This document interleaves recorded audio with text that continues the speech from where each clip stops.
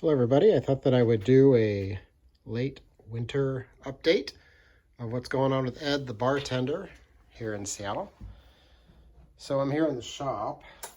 Let's flip the light on and I can give you an update of what I've done. I think the last time I made a video was like last August or something like that. And last time I had been working on this tow rail that runs, all the way forward here. And I've got this on. I think before that I had the deck on. I think other updates to show would include, I've got a bit of a cabin on here. It's more of like a day cabin is what I would call it. It leads back here into what swoops down and becomes the combing. It will get continued on around the boat back to the other side. A few things that I've installed here. I have a bulkhead. This is 9mm Akume. Something you're going to see as I walk through the boat on my updates is, I've built a few boats over the years and I've amassed a bit of plywood and other lumber, and I'm sort of squeezing that sponge into this boat of things that are in the garage that I'm going to use. It's all, just perfectly lovely boat building lumber, but it's not always the same species because, a lot of this boat is going to get painted, and so it's perfectly fine. You might be asking, what is this? I believe I was carving these out, and with a router, I had set up a template, and I think the router got away from me, if I can remember right, and I just filled it back in. So something else to point out here, I'm talking about lumber, Akume, Hydrotech, and there's a second lamination here under the cabin top. It's Aquatech, and then I've got Akume back here. The original planking of this boat is Sapele, a lovely ribbon grain, and that's 3/8. The thickness is 3/8 of an inch, which is not metric, because all of the plywood you buy now is metric. So I end up with 3/8, and then if I wanted to laminate this together to make the side of the combing side of the house, to do this I had to do the 3/8 piece of Sapele with a 9mm piece of Hydrotech. And the fact is that's just kind of life at this point. And I think I have enough of the Sapele to swing it all the way around the back through the combing. And so I'll have 3/8 on the inside and 9mm on the outside, laminate up together to make the combing. And if I run out of it, I'm just going to have to figure it out. Maybe that's a little spot where I put a pad or something like that and make it look like a feature rather than a mistake. So heading into the boat here,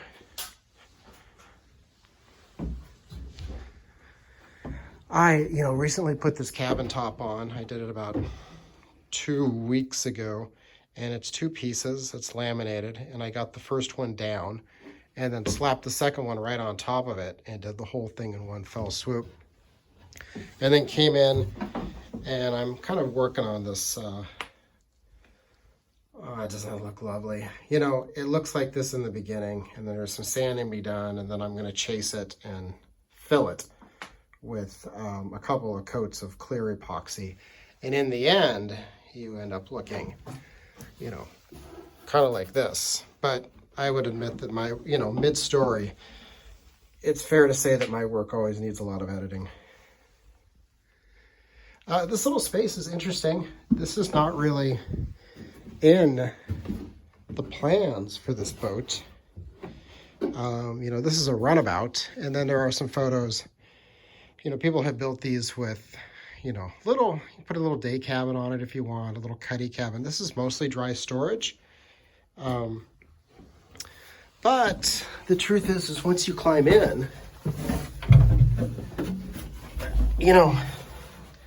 I've hunkered down in smaller spaces on my Valso 18 sail and oar boat. And once you're in here, actually, if it was raining outside, you can have a cup of coffee or beer or something and chill out or warm up or whatnot. get out of the rain, but when it comes time for sleeping, I'll be stretching a thermarest out back here.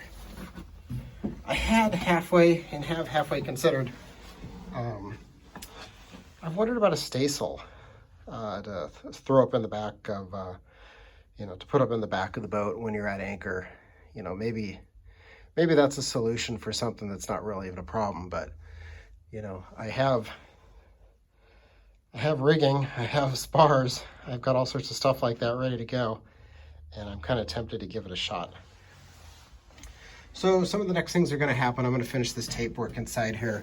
At some point, there'll be some painting on the outside, and I will install these windows, which I've mortised, and I have some sort of plastic. I'll show, when I climb back out, I'll show what they are. They're like an acrylic plastic window that I got from, or plexiglass or whatever it is. Lexan, perhaps, that I got from Tap Plastics. And then I routed and made a sort of like piece that goes in to help seal everything up. And it'll all be bedded in some sort of goo, as everything is. I really haven't worked aft. Once I get a motor, I'm probably in the next few months going to order a Yamaha 40, something new, and then we'll plug the thing in, and then so that it can swing side to side, I'm going to have to trim out the sides of this, what do you even call this thing? I guess you have a false transom, and it's, this inboard motor well. I guess that's exactly what you call it. You get so tied up in the details, you don't tend to remember all of the details or the trivia as you go. So these windows I was talking about, it's going to go on the inside in the mortise. And then let's see here. That's port. It's probably going to be starboard. And so that piece will go on the inside. And so stacked from the inside, you'll have this and the window, and then lots of little round head screws and some finish washers that I'll use to hold them into place. Other than this, I'm not really sure. I didn't really, I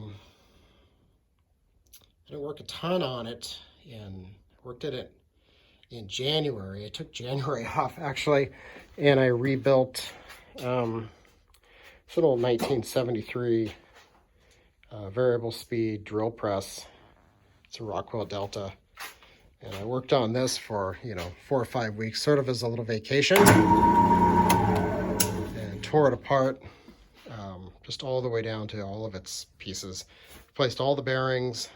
I did not paint the drill press. I just basically soaked it in Evapo-Rest and Simple Green and scrubbed it down, and it's a great addition. And it was kind of like a little vacation from this vacation of mine over here, which I've been working on forever. And I think maybe one thing I could mention, when I worked on the cabin in order to put this on, or the top when I put it on, I didn't screw anything in. It's just, it's bonded and then filleted on the inside. I did drive some nails centerline into a deck beam, some ring nails, some annular ring nails. But otherwise, I set up these little blocks. Like first I ran tape, like painter's tape around. I hot glued blocks of wood on there that ran a couple Craig screws in. And then I had left this wild. And so what I did was I put some plastic over the thing so that when I epoxied on, it wouldn't stick, but it ran wild, and then just stuck to these blocks. And I had them maybe 4 across the front, 4 down the side, and then, another 4 or 6 or something on back here. And so once the top was on, which I just screwed in into those blocks, once it dried, I was able to pop the blocks off, and then using a router with a flush cut bit, as you can see, the bit sort of bit a little bit into the side here. I was able to kind of flush this thing down, and then using just a block plane, I went ahead and finished this And then I think I chased it with that big Porter cable sander, whatever that thing is. And so that's pretty much where we're at. Next things that I'm going to do, I'm going to glass the top. I need to radius the corners, obviously, and smooth everything down very nicely. And then I'll probably glass the top, and I'll run it down to, you know, anything that's end grain, I'll run it over the edge. It's going to be 6-ounce glass. And I'll probably run a piece of tape down the corner. There's a little bit of end grain. I won't tape the very front. No real reason to do that. And then after that, it's such a fair question. What happens next? I've been kind of itching to put floorboards in. I'll probably, you know, this is a old Honduran mahogany. This is lovely, these floors. And I'll probably get some sort of sacrificial piece. I'll probably scrape this and epoxy on some sort of block that I'll actually fasten onto. I'm not going to drive, I don't see myself driving fasteners into these floors. I feel like the moment you drive a fastener into a floor, that floor begins to die. And so I'll probably just bond. Maybe I'll run a small fastener in, but I feel safer doing it from the side than from the top where the water would soak in. Am I right? Am I not? I don't know. We'll find out 35 years from now. Another opportunity, something to work on, would be this companionway. And I'm going to create, the door will have a piano hinge in the middle and piano hinge on the left, and it'll fold up over here to port. And then on this side, obviously, there's going to be some sort of steerage console, some you know, some sort of nav console. And then, you know, leaning from about here up and landing-ish around here, there will be a windscreen. And I have some lumber over there in the corner. That'll be more traditional joinery versus the cabin, which is all just epoxy work. I basically epoxied everything up there because I thought it'd be bomber, it would be waterproof, and you know, it's hard for things to rot, like corner posts to rot, if they don't exist and they're just epoxy. This very front is going to get a small fillet, and I'll probably run a small fillet all the way around. Anywhere the dirt might collect that I would have to spend time scraping ought to be a fillet. Obviously, I'm not going to fill it up against this tow rail. No reason to do that. Got a cleat that goes here. Gonna need some sort of anchor light spar. I'll figure that out when the time comes. May I be so lucky to have that problem. I need to figure out the pattern of cleats along the side of the boat. I'm either gonna have I'm considering just having one in the middle and then a bit in the back and a bit forward, or a cleat forward, but on the other hand, I have enough here for 1, 2, 3. And to be honest, I really don't know what I'm gonna do, and I'll get to that point when the time comes. So that's it. That's a wandering tour through a boat build. Thank you.